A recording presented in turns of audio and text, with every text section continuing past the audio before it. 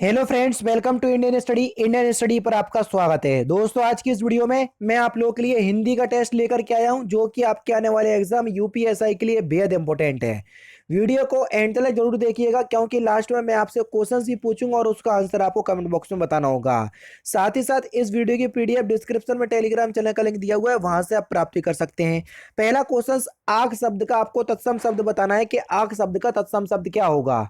अगर हम बात करें आग शब्द के तत्सम की, तो आग का जो तत्सम होगा वो होगा आपका अग्नि। तीसरा ऑप्शन करेक्ट। तीनों ही ऑप्शंस में लिखा हुआ है, लेकिन अग्नि की भी आपको शुद्ध वर्तनी मालूम होना चाहिए। निम्नलिखित में से किसे वर्ष 2017 का ज्ञानपीठ पुरस्कार जो है वो प्रदान किया गया? तो किसको किया गया? तो आपका जो सही आंसर हो जाएगा वह हो जाएगा आपका कृष्णा सोप्ती को। दूसरा ऑप्शन से यहाँ पर आपका बिल्कुल क्या हो जाएगा सर? करेक्ट हो जाएगा। कृष्णा सोप्ती को वर्ष 2017 ज्ञानपीठ पुरस्कार जो है वो दिया गया था, उनकी जो प्रसिद्ध कृति थी जिंदगी नामा के लिए। ठीक है। निम्नलिखित में से कौन सी बोली पश्चिमी हिंदी की नहीं है? बता चुका हूं सब कुछ, जल्दी बताइए। पश्चिमी हिंदी की कौन सी बोली जो है नहीं है? देखो, कन्नौजी हो गया, ब्रजभाषा हो गया, बांगरू, बुंदेली, खड़ी बोली, ये सभी पश्चिमी हिंदी की बोलियां हैं। ठीक है। तो कौन सी नहीं है, जल्दी बताओ। गढ़वाली। गढ़वाली जो है ये आपका पश्चिमी हिंदी की बोली नहीं है। दूसरा ऑप्शन यहाँ पर आपका बिल्कुल क्या हो जाएगा सर? करेक्ट हो जाएगा। नेक्स्ट क्वेश्चन आपके सामने, नारायण का संधि विच्छेद आपको बताना है कि नारायण का सही संधि विच्छेद क्या होगा। तो नारायण का सही संधि विच्छेद क्या हो जाएगा सर? नर प्लस आयण, यानी कि पहला ही ऑप्शन यहाँ पर आपका बिल्कुल करेक्ट हो जाएगा। छोटा आ और बड़ा आ मिलके बड़ा आ बनेंगे और बड़ा आ बन जाएगा, तो किस संधि का नियम हो जाएगा? जल्दी बता दो। दीर्घ संधि। तो दीर्घ संधि होगी। बाड़मेर में कौन सी संधि है, जल्दी बताइए। बाड़मेर में कौन सी संधि है? इसका जो संधि विच्छेद होगा वो क्या हो जाएगा? जल्दी बताओ। वाक्य प्लस में क्या हो जाएगा सर? वाक्य प्लस में का नियम लग रहा है, व्यंजन संधि में आता है। दूसरा ऑप्शन से यहाँ पर आपका बिल्कुल करेक्ट हो जाएगा। ठीक है। चलिए, नेक्स्ट क्वेश्चन, निम्नलिखित में से कौन सा अंतःइंस व्यंजन नहीं है? अंतःइंस व्यंजन बताया था यारा लावा। अब आप बोलोगे सर चारों के चारों है। अरे भैया, बा बकरा वाला दिया है, बगलो वाला नहीं। तो यही तो अंतःइंस व्यंजन नहीं है, ये तो पा वर्ग में आता है, पा फा बा। ठीक है। ये इस पर व्यंजन या वर्गीय व्यंजन का उदाहरण है, ना कि अंतःइंस व्यंजन का। तो चौथा ऑप्शन करेक्ट। निम्नलिखित में से कौन सा घोष वर्ण है? घोष वर्ण वर्गीय व्यंजन की टेबल को 1 से लेकर 5 तक में विभाजित किया गया था। तीसरा चौथा पांचवें को तो हम घोष या सघोष कहते हैं। अब तीसरा चौथे पांचवें में से देख लो कौन सा अक्षर है। का तो पहला है, हटाई दो। का तो अच्छा, घोष हटना है, सघोष। तो सघोष की अगर हम बात करें, तो सघोष जो है वो आपका कौन सा नहीं है, वही देखो कौन सा सघोष नहीं है वो आपको बताना है ना। तो का ही नहीं होगा, क्योंकि का जो है वो पहले वर्ग में आता है, समझ रहे हैं। का, खा, गा, घा, अंगा, पहला और दूसरा वर्ण, तो पहला ही वर्ण है, तो पहला ही वर्ण का, ये अघोष होगा, ना कि सघोष या घोष। सघोष और घोष एक ही बात है, अघोष अलग है, वो पहला और दूसरा होता है। ठीक है। तो पहला व्यंजन है, तो ये अघोष का उदाहरण है, ना कि सघोष का। पहले ही ऑप्शन करें। नहीं वर्ड पे मैं ध्यान नहीं दे पाया था, और आप लोगों से कहता हूं कि ध्यान दिया करो। निम्नलिखित में से कौन से शब्द की वर्तनी शुद्ध है, सही है, वो आपको बताना है।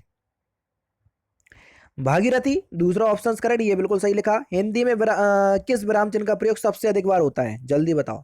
अभी हाल ही में विराम चिन्ह खत्म करे अन अकेडमी पर। अल्प विराम। तीसरा ऑप्शन करेक्ट। निम्नलिखित में से कौन सा शब्द समूहवाचक संज्ञा है, जल्दी बताओ। आराम से बता दो कि सिंपल है। सभा शब्द एक समूहवाचक संज्ञा है। माली शब्द का स्त्रीलिंग क्या होगा, जल्दी बताओ। माली शब्द का स्त्रीलिंग, तो माली का स्त्रीलिंग होगा मालिन। तीसरा ऑप्शन करेक्ट।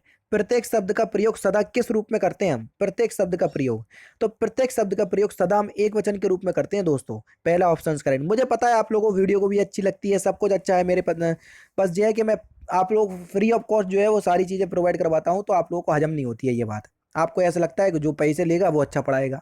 अरे भाई, आपको नहीं पता, ये 203वां या 203वां प्रैक्टिस सेट है। 203 का 40 से मल्टीप्लाई कर लो, 200 का कर लो। 8000 क्वेश्चंस यूट्यूब पे फ्री ऑफ कॉस्ट प्रोवाइड करवा चुका हूँ, किसी भी चैनल ने नहीं करवाया होगा। जाओ, मैं आपसे इतनी बड़ी बात कह रहा हूँ, है ना। कई लोग आके आते हैं 40 क्वेश्चंस ले लेकर के, एक एक घंटे की क्लास ले जाते हैं वो लोग, एक एक घंटे आप लोगों को बर्बाद करके चले जाते हैं। आप लोगों को वो चीज़ अच्छी लगती है, फिर उस क्लास के जरिए आप लोगों से बोलते हैं कि पूरी तैयारी करना है तो आ जाओ पेड कोर्स में। फिर भी आप लोगों को समझ में नहीं आता। मैं हर कहीं अनअकैडमी पर तो फ्री पढ़ा रहा हूँ, यूट्यूब पे तो फ्री पढ़ा रहा हूँ। आप लोगों को ऐसा लगता है कि पता नहीं कैसे पढ़ा रहे होंगे। अरे भाई, 500 लाइक का टारगेट तो आप लोग कंप्लीट करते नहीं हो। अब बाकी तो कुछ कहा नहीं जा सकता, फिलहाल मैं अपना काम कर रहा हूँ, बाकी आप जानो। वाक्य में क्रिया का फल जिस शब्द पर पड़ता है उसे क्या कहते हैं?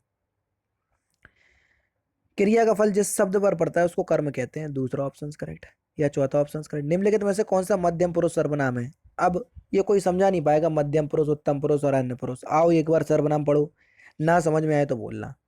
आप शब्द मध्यम पुरुष में देखने को मिलेगा, हम शब्द आपको उत्तम पुरुष में, यह शब्द वह यह ये सभी आपको उत्तम पुरुष में देखने को मिलेंगे। कश्मीरी सेब सिंदूरी लाल होता है, इस वाक्य में सिंदूरी शब्द क्या है? तो सही आंसर होगा सिंदूरी शब्द जो है वो आपका प्राविशेषण है। अब प्राविशेषण क्या होता है? जो, या आम बोलचाल की भाषा पर बता दूं, जो विशेषण पर चार चांद लगा दे। ठीक है, जैसे राम बहुत सुंदर लड़का है, ठीक है, राम बहुत सुंदर लड़का है। अब सबको पता है कि राम सुंदर है, लेकिन बहुत शब्द ने इसकी सुंदरता पर चार चांद लगा दिए, तो बहुत शब्द प्राविशेषण।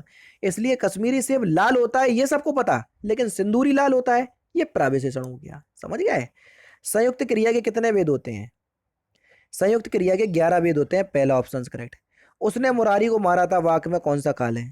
था से समझ जाओगे कौन सा है। उसने मुरारी को मारा था पूर्णभूत हो गया ये तो, है ना। जिन क्रिया विशेषणों का संबंध किसी उपवाक्य से रहता है उन्हें क्या कहते हैं? तो उनको हम संयोजक क्रिया विशेषण कहते हैं, दूसरा ऑप्शन करेक्ट। निम्नलिखित में से कौन सा शब्द जो है वो तत्सम है? तो धूम्र शब्द एक तत्सम शब्द है, तीसरा ऑप्शन करेक्ट। निम्नलिखित में से कौन सा शब्द तद्भव है? तद्भव शब्द कौन सा है? मक्खी शब्द जो है वो तद्भव शब्द है, पहला ऑप्शन करेक्ट। निम्नलिखित में से कौन सा शब्द देशज नहीं है? देशज, सरदार शब्द जो है वो एक देशज शब्द नहीं है। देशज शब्द ऐसे शब्द जिनकी उत्पत्ति किसी दूसरे देश से नहीं होती है, तो उन शब्दों को हम अपने देश से उत्पन्न शब्द मान लेते हैं, उनको ही हम देशज शब्द कहते हैं। निम्नलिखित में से किस शब्द में बड़ा आ उपसर्ग नहीं है? उपसर्ग किसी भी शब्द के आगे लगाए जाते हैं, बड़ा आ किस में नहीं है? देखो, आचरण, आकाश, आरंभ सभी में है, अपयश में अप है, ना कि बड़ा आ। ठीक है, तो तीसरा ऑप्शन करेक्ट। रामायण शब्द में कौन सा प्रत्यय लगा है? आराम से बता दो, रामायण में कौन सा प्रत्यय है? तो रामायण में आयन प्रत्यय है, दूसरा ऑप्शन करेक्ट। देशभक्ति में कौन सा समास है? देश के लिए भक्ति, देश के लिए भक्ति, देशभक्ति के लिए कारक चिन्ह आ गया, तो जहां कारक चिन्ह आ जाते हैं वहां तत्पुरुष समास हो जाता है, तीसरा ऑप्शन करेक्ट।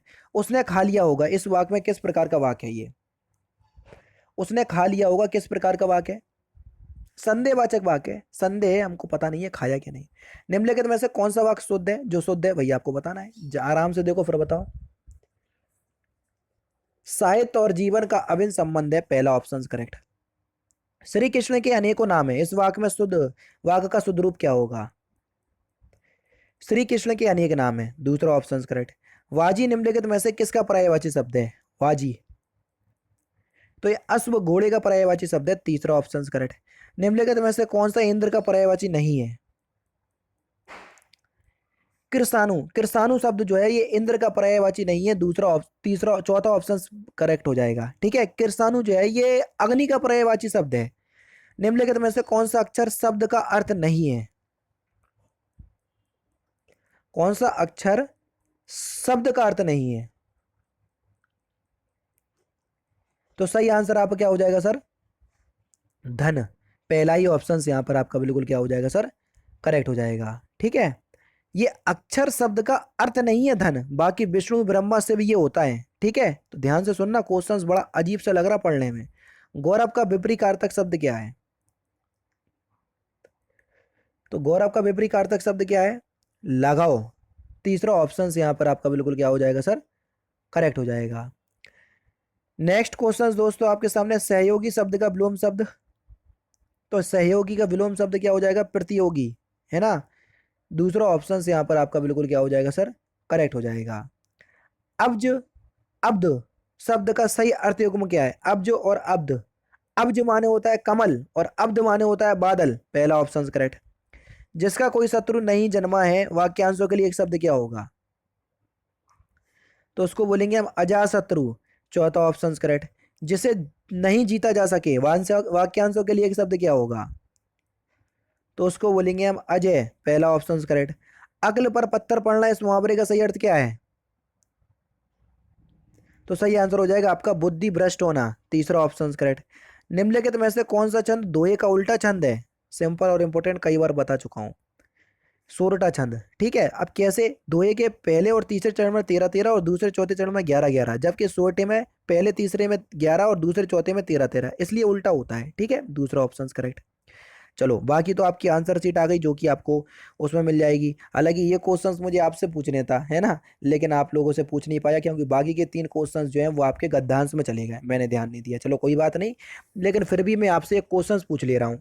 छंद से आया तो छंद से ही पूछ ले रहा हूँ कि सवैया जो है वो कैसा छंद है, मात्रिक छंद है कि वार्णिक छंद है? और अगर मात्रिक है तो कितनी मात्राएं होती हैं, और वार्णिक छंद है तो कितने वर्ण होते हैं इसमें, कहाँ से लेके कहाँ तक के वर्णों को हम सवैया छंद कहते हैं? तो ये पूरा डिटेल में मुझे कमेंट में आंसर दीजिएगा। जो कमेंट में डिटेल में आंसर देगा उसका कमेंट में पिन करने का प्रयास करूंगा। ठीक है, तो दोस्तों फिलहाल की वीडियो में सिर्फ इतना ही। अगर आपको वीडियो पसंद आए तो प्लीज़ दोस्तों वीडियो को लाइक कीजिए, शेयर कीजिए और साथ ही साथ हमारे चैनल को सब्सक्राइब करना ना भूलें, क्योंकि मैं रोजाना इसी तरह के वीडियोस आप लोगों के लिए लाता रहता हूँ। नमस्कार दोस्तों, जय हिंद, जय भारत।